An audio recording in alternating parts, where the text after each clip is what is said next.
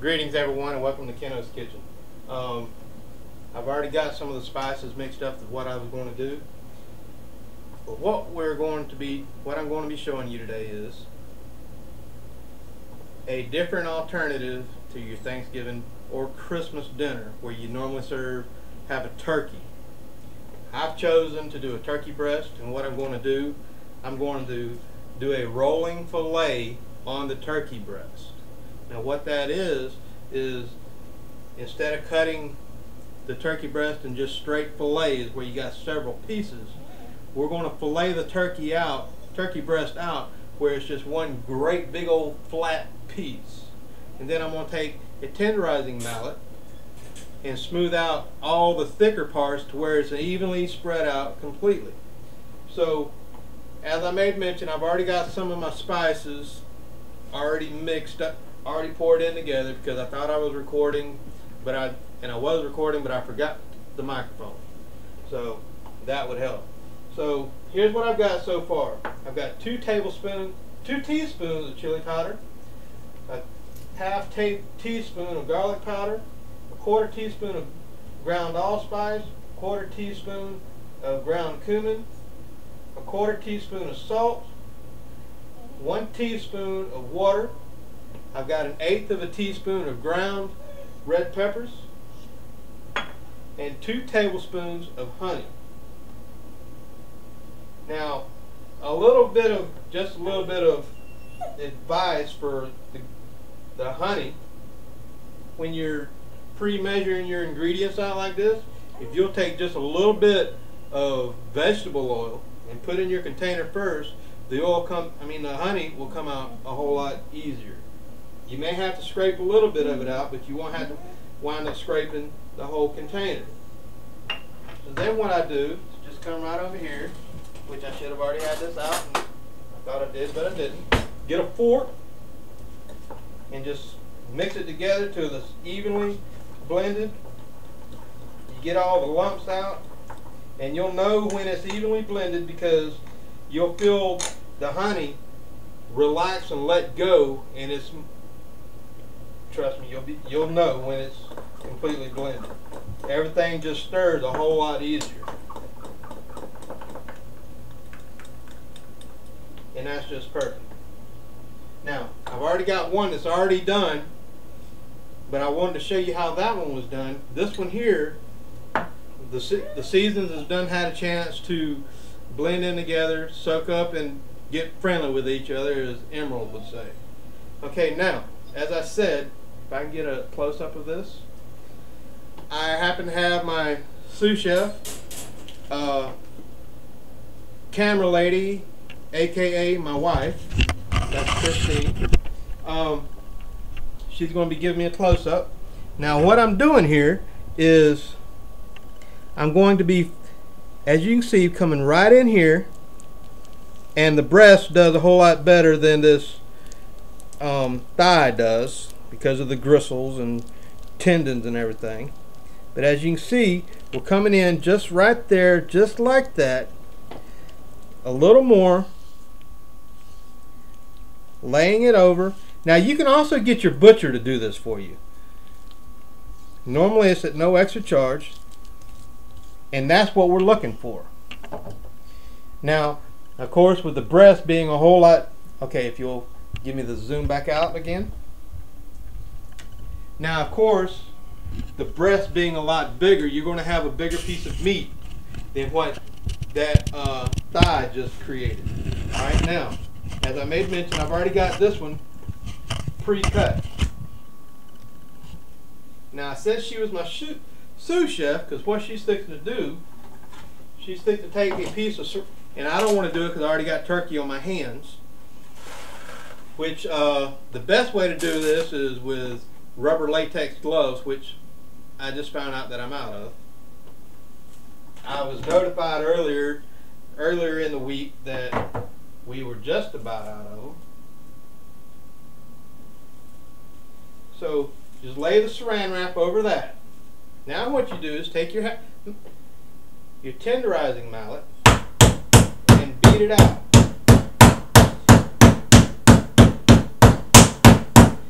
Where all the lumps evenly distributed. Don't worry, you're not hurting the turkey. And what this does two things. One, it keeps the meat and the juices in the turkey from splattering all over the place. Plus, on top of that, it helps eliminate a mess, which is basically what I just said anyways. Now, also a helpful hint to what I do, I've already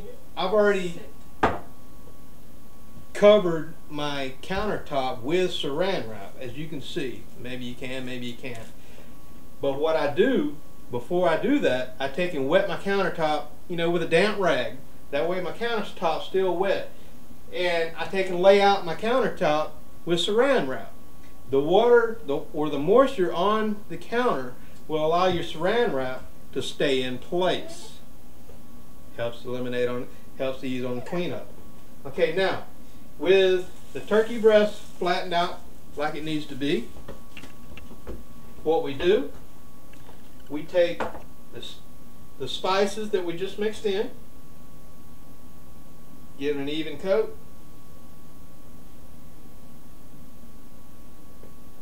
Maybe that was a little too much. We don't know. Spread it out. I did need a little more. Now, the other batch of seasoning that I mixed is what I'm going to do with it is once this bad boy gets cooking or baking, it's going to create, I'm going to use the other to spread over the top of it to create a glaze.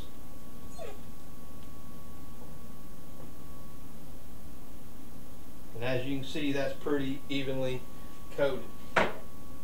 Now, another reason for the covering of the counter with the saran wrap, if I can get this out of the way, is to help with the ease of rolling the turkey breast back up. Now, we take this, take it just like that, and start rolling it up rather tightly, as tight as you can. It's not, don't appear to be helping out very much, but as tight as you can. Get it rolled up. Some of it's going to be leaking out the sides. That's alright. Now, as I said, the turkey breast was supposed to have been a lot bigger, and that's another story within itself. Alright, now, I've got some butcher's twine here, and what we're going to do, we're going to tie this bad boy up.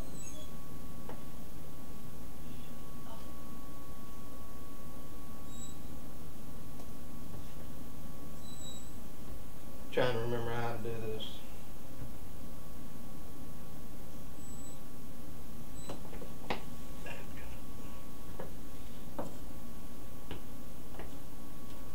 Well, for starters, let's just lay it right there.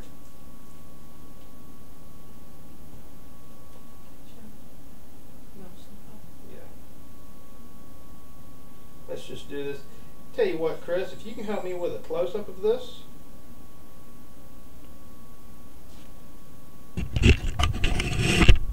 That way everybody can get an idea of how to tie it up. Now what we're fixing to do, we're fixing to lace this turkey up. And how you do that is just like this. You take the string, run it just like that, lay it down, pick the breast up, run it under, pull it snug, and there you go. Repeat the process.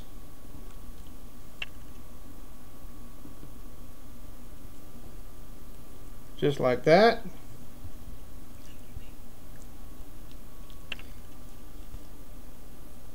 That one will be fine. About 2 more times, counting this one right here, and we will be good to go.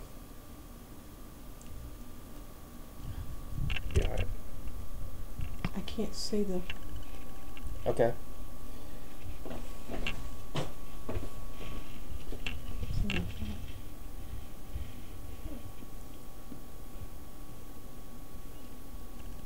Like I said, one more time, and we are good to go. Now what we do is do it around one more time.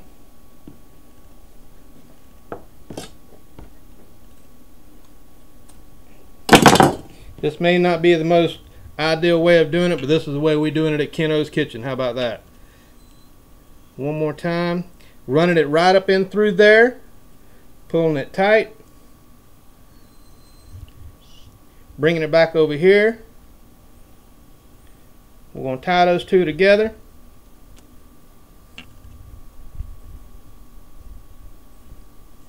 And there you have it. 350 degrees in the oven.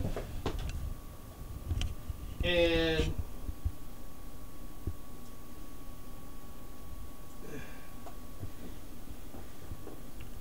cook it until the internal temperature gets to 180 degrees, and let it rest for 15 minutes, and it's time to eat. If you try it, let me know how it turns out. If you do try it, I hope you enjoy it. This is my presentation, and y'all have a great day.